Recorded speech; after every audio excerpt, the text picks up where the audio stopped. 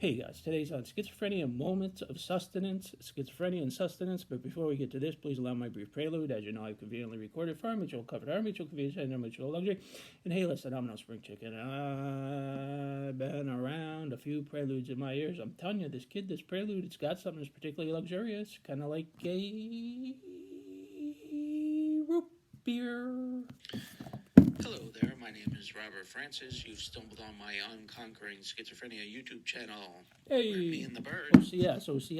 That's right. We talk schizophrenia. And you get a bonus point for identifying the bird. Right here for reasons of my Who's the medical bird? confidentiality. That's right, Mike the Wren. I'm a licensed clinical social worker. And what does he do? 15 years. That's right, he flies in the sun. That's what he does. I've been diagnosed with schizophrenia for a score 5 and 1. And that puts a little gray fleck in my beard. Need a shave, huh? Thank you for joining me I'm on looking my channel. haggard. Now to topic. Life is suffering, but every once in a while the suffering breaks.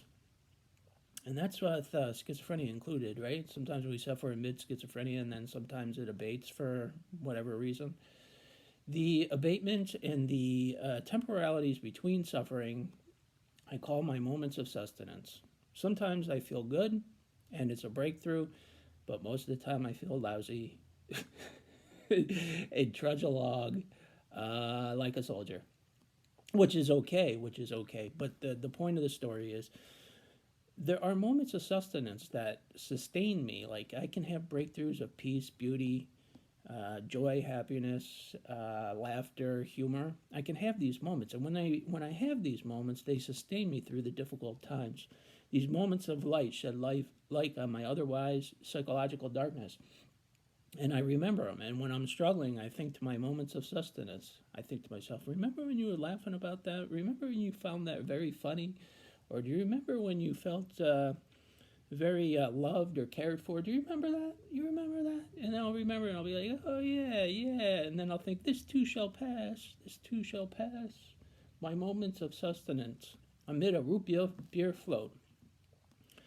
When I was a kid, I had a dear old Aunt Anna, and she was like, she was like 4'9", and every time we went over there, she would ask me if I want a root beer float, and I was like 5 years old.